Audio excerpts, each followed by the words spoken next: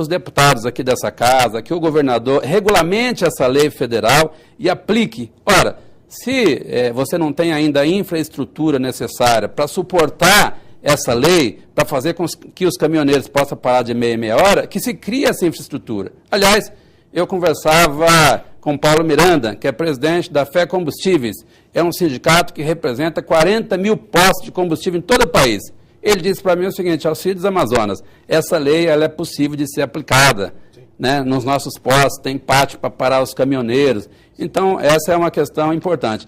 E também nos grandes centros urbanos. E aqui na capital não é diferente. Os motoristas e cobradores também têm uma jornada estafante, né? Seja por necessidade ou seja por pressão das empresas. Tem o chamado carro direto, né, que tem na categoria. O que significa o carro direto? É o motorista que trabalha 18 horas por dia. Tem motorista em São Paulo trabalhando 18 horas por dia. Mas é uma dupla jornada. Horas por dia. Só que isso é uma dupla jornada. Só que quando você vai pegar no registro dele, você vai pegar a folha de ponto, você vai pegar a folha de pagamento, está ali a jornada normal. O restante ele recebe por fora, né? Então, essa é uma denúncia que a gente faz aqui, de que o Ministério do Trabalho precisa fiscalizar. Eu que componho aqui a Comissão do Trabalho da Assembleia Legislativa, devo abordar esse assunto, comissão que eu entrei agora, devo abordar esse assunto para ver como é que a gente possa inibir. Creio que isso, inclusive, pode ser colocado de alguma forma como um trabalho escravo, quando você não dá tempo para as pessoas descansarem, né? E o motorista suporta trabalhar 18 horas por dia, ou seja, ele enche o tanque na garagem e só para quando acaba o óleo diesel? Por isso que chama carro direto. Nós temos uma situação de dupla pegada.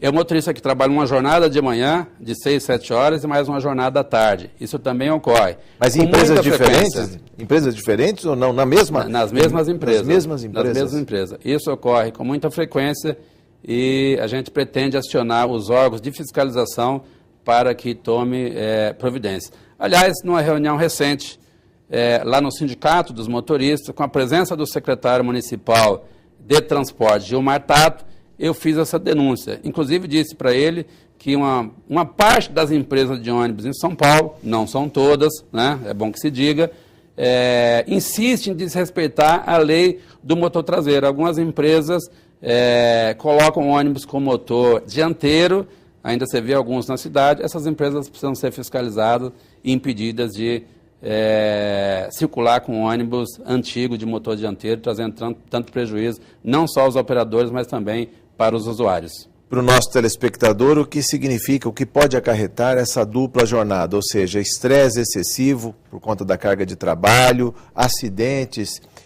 incapacitações também, ou seja, até aposentadorias precoces, deputado? Tudo pode ocorrer. No caso das estradas, né? Acidentes gravíssimos. Sim. Motoristas que tomam rebite e dormem com o olho aberto. E às vezes está ali no caminhão a 100 por hora, 120 por hora. Na estrada, de repente, ele muda de faixa e pega alguém de frente. Muitas pessoas já perderam suas vidas desse jeito.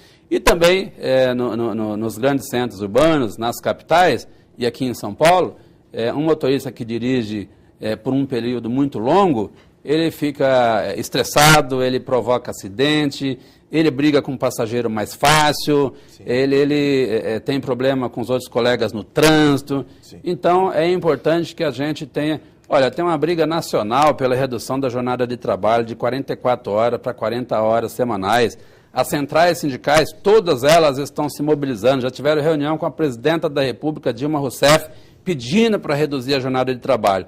Não só para ter mais tempo de descanso para esses profissionais, mas também para gerar novos postos de trabalho para quem está desempregado. Sim. Se reduzir de 44 para 40 horas semanais a jornada dos trabalhadores brasileiros, nós vamos criar aí cerca de 2,5 milhões de novos postos de trabalho. Portanto, é justo pensar na redução da jornada de trabalho sem redução de salário. No caso ainda da jornada estendida, como fica? Se faz uma economia com o profissional, mas por outro lado não se perde, porque se fala da quantidade de acidentes.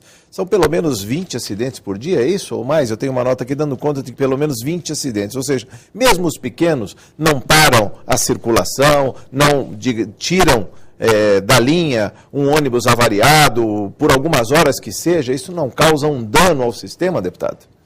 Sem dúvida. E isso, inclusive, contribui para encarecer o sistema, porque cada vez que você tira um ônibus de circulação, né, seja porque sofreu um acidente, seja porque houve um vandalismo, né, que infelizmente tem ocorrido com muita frequência. Aliás, né, de ontem para hoje, tocaram fogo em 2 ônibus lá na Zona Leste. Isso tem ocorrido com frequência, seja por revoltas, porque alguém foi preso ali na região, sim, seja por disputa de espaço político nas linhas. O ônibus é um alvo fácil. Né? O ônibus acaba sofrendo as consequências. E vira e mexe, você tem pessoas dentro desses ônibus que às vezes não conseguem nem dar tempo de sair dentro do ônibus quando ele joga gasolina e toca fogo. Então, uma provocação ao deputado Alcides Amazonas, além da jornada estendida, do ônibus ainda fora da lei, vamos dizer, ainda com um cofre, com um motor na frente, causando transtorno para o operador. Além disso tudo, como é a questão do próprio trânsito em São Paulo, ou seja, quando até corredores de ônibus são invadidos, por exemplo, por bicicletas, no seu legítimo direito de circular também, deputado, como fica? Olha, a gente vê esse debate aí ocorrer a todo momento, em todos os lugares, está a Câmara debatendo, a Assembleia, o prefeito, o governador. Para resolver essa questão do trânsito e transporte, eu repito, é necessário que a gente invista pesado no transporte de massa. É necessário que o bilhete único que nós criamos na gestão da Marta Suplicy em São Paulo, que agora vai ganhar a sua versão como bilhete mensal, é necessário que a gente aplique e implemente também esse bilhete único na região metropolitana de São Paulo e que haja integração entre os diversos modais. Os modais precisam se conversar, porque senão a população paga um preço muito alto, chega numa divisa entre uma cidade e outra, precisa descer do ônibus, pegar o outro, às vezes tem uma tarifa diferenciada. Então, é melhor que a gente faça uma integração do sistema, envolvendo todos os prefeitos da região metropolitana de São Paulo. E convencer com campanhas publicitárias, educativas, as pessoas a deixar o seu automóvel em casa. Agora, oferecendo um transporte público de qualidade. Não dá para oferecer o transporte que nós temos hoje. Isso é possível na cidade que já está toda, digamos assim, fracionada no seu espaço urbano? É possível colocar um transporte público de qualidade, pontual e com preço que a população possa pagar, deputado? Porque há um descompasso, a questão de tarifa ainda empurra muita gente para fora do sistema, seja andando a pé, seja comprando uma motocicleta e pagando por dia aquilo que seria até mais barato do que o acumulado das passagens de ônibus, deputado.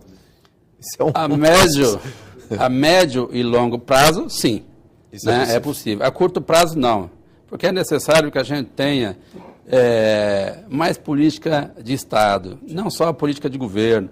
O governo, 4 anos, implementa o seu projeto, aí entra o outro, paralisa aquele, recomeça outro.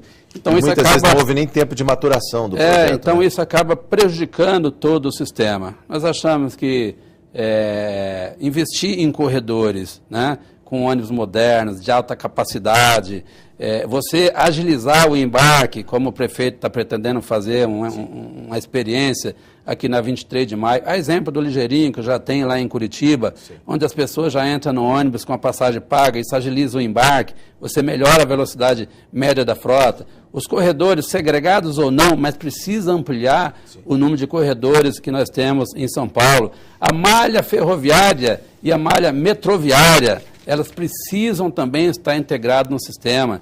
Nós precisamos de mais metrô em São Paulo. Não é possível que uma cidade como São Paulo, que começou a construir o seu metrô, no mesmo ano que começou a se construir o metrô do México, o México já está lá com 260 quilômetros de metrô, e nós temos aqui pouco 73. Mais de 60, 70 quilômetros de metrô. Então nós ficamos parados no tempo. É um meio de transporte eficiente, rápido, seguro, em que pese aí as panes, quase que diariamente, que nós temos tido aí no sistema metroviário.